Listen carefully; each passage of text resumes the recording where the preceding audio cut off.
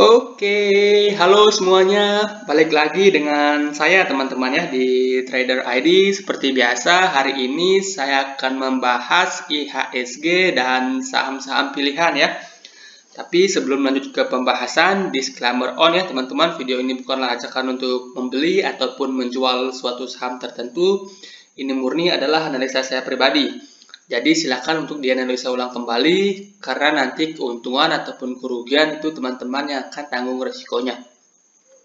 Oke, yang pertama kita mulai dari indeks ya, IHSG hari ini naik tipis ya, 0,38% ke level 6133. Dan hari ini kenaikan hari ini ya masih disertai oleh akumulasi di indeks kita teman-teman. Jadi itu merupakan sinyal positif ya untuk indeks teman-teman.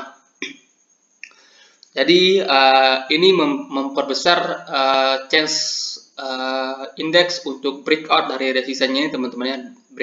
Resisten ini kemudian break dari resist trendline garis merahnya ini. Jadi kalau view saya untuk indeks masih sama teman-teman ya, masih akan bullish, akan dipengaruhi oleh window dressing dan January effect nantinya ya. Untuk minggu depan gimana? Untuk minggu depan menurut saya indeks masih akan berkonsolidasi ya, masih akan berkonsolidasi di arah atas resistennya ini. Jadi teman-teman bisa manfaatkan untuk buy saham-saham yang masih di area supportnya ya. Tapi tetap harus berhati-hati teman-teman ya, karena masih ada chance, masih ada peluang indeks ini turun dulu ke garis merahnya ini teman-teman ya. Jadi tetap harus berhati-hati, sebulus apapun view kita teman-teman ya, kita harus tetap berjaga-jaga, berhati-hati teman-teman ya. Oke ya, itu saja untuk IHSG. Saham pertama yang akan saya analisa adalah saham main. Ini saham poultry teman-teman, saham poultry. Nah, saham main ini cukup menarik teman-teman ya, cukup menarik. Dimana kalau kita lihat trennya ini emang tren jangka pendeknya ini kan downtrend teman-teman. Dari sini downtrend, kemudian di sini sudah sideways teman-teman ya, sideways. Dan di sini membentuk pattern cup and handle teman-teman ya. Di sini di breakout dengan volume yang lumayan besar, kemudian di candle ini dia retest ke bawah dengan volume yang kecil. Jadi kalau menurut saya ini main ini masih akan melanjutkan kenaikan teman-teman ya, masih akan melanjutkan kenaikan dengan target di sini ya.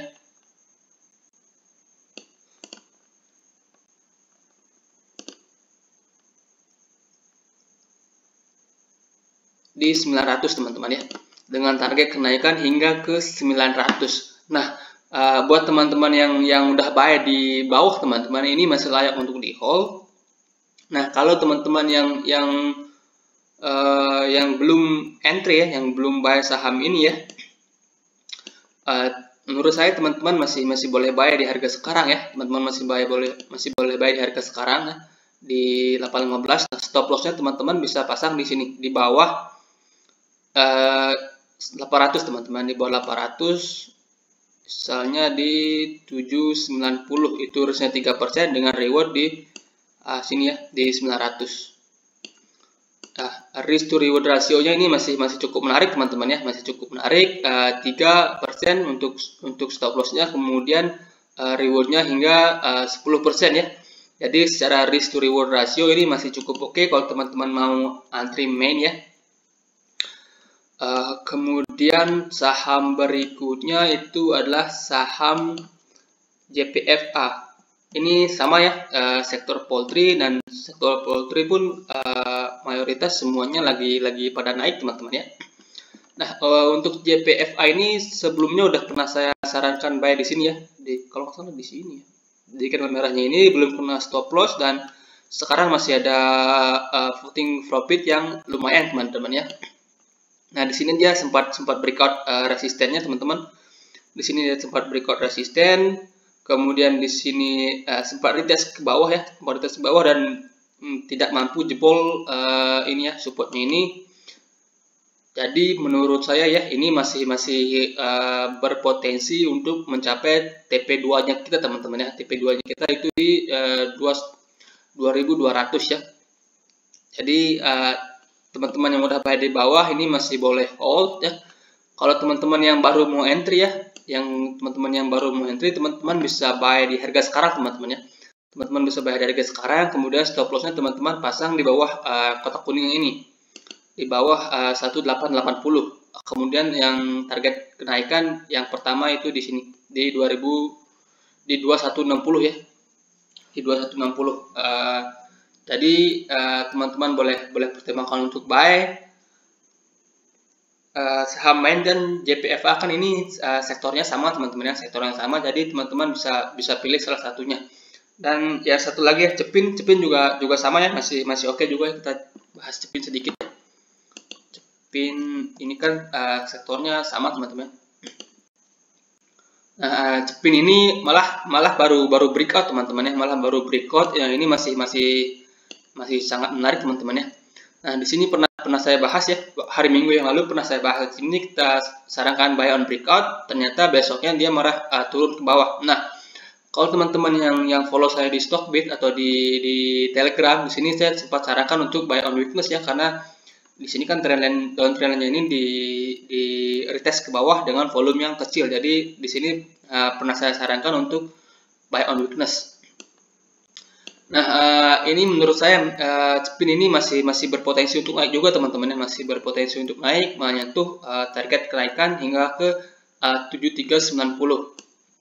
Nah, buat teman-teman yang baru mau entry ini bisa bayar di harga sekarang, kemudian stop loss teman-teman bisa pasang di bawah 6600. Kalau kita buat trading plan-nya, teman-teman bayar di harga sekarang ya di 6750 ya.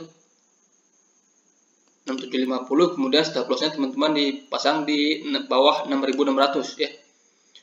Misalnya di 6575 itu 3 tick di bawah 6600, itu risk-nya hanya sekitar 3%. Kemudian reward-nya di sini ya.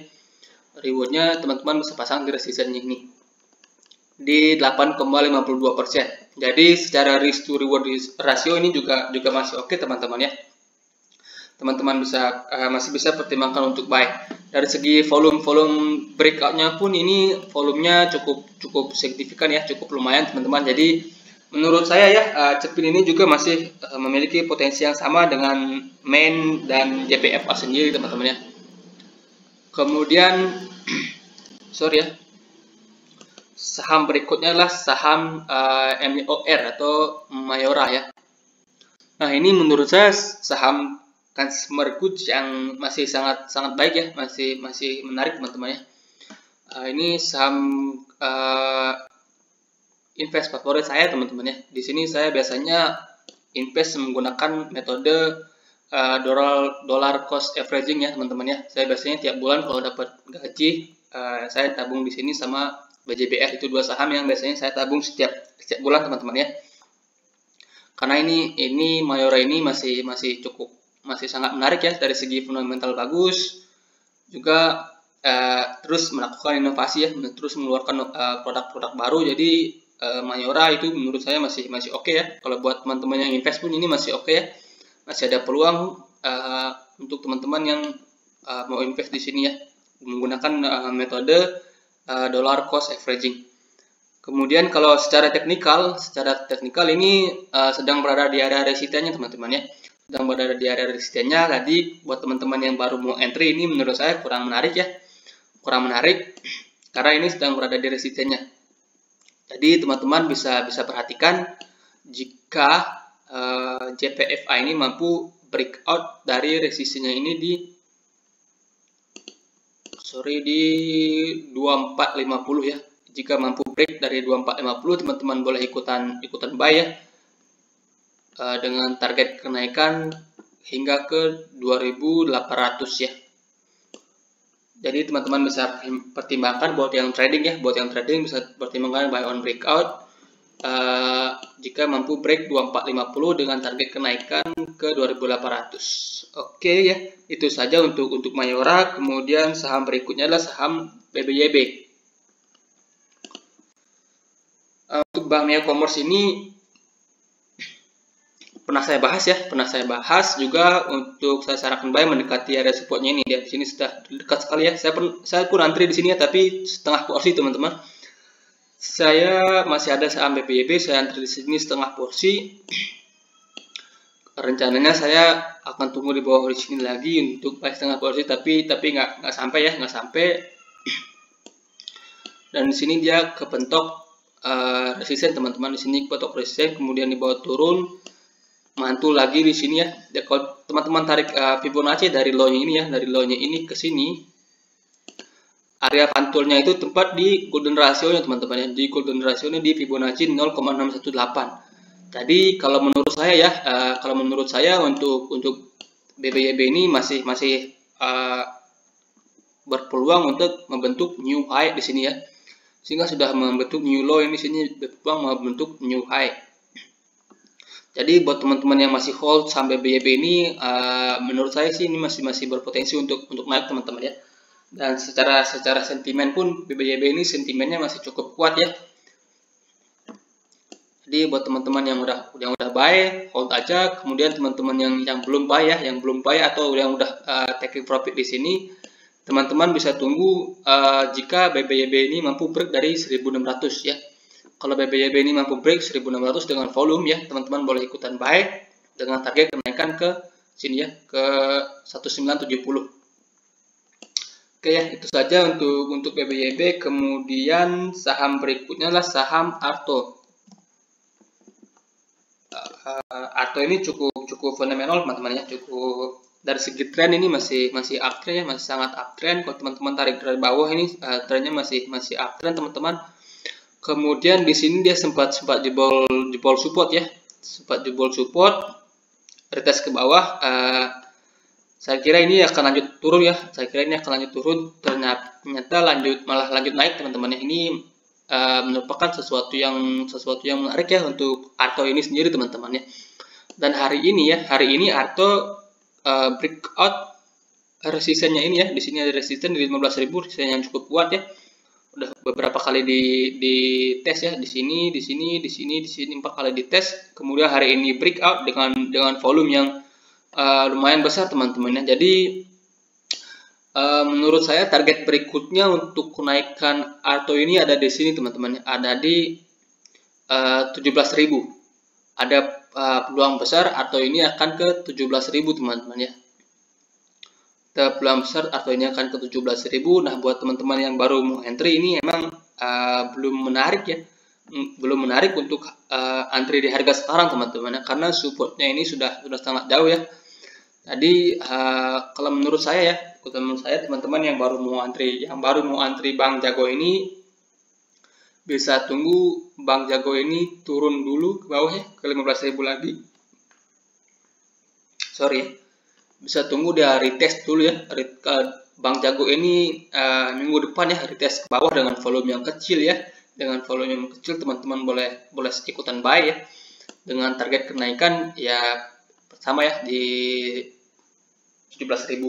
Itu TP yang pertama, kemudian yang keduanya itu sampai ke high ini ke 19.000. Bahkan mungkin lebih ya, all time high-nya. Oke ya, itu saja untuk pembahasan kita hari ini. Semoga bermanfaat dan selamat malam ya.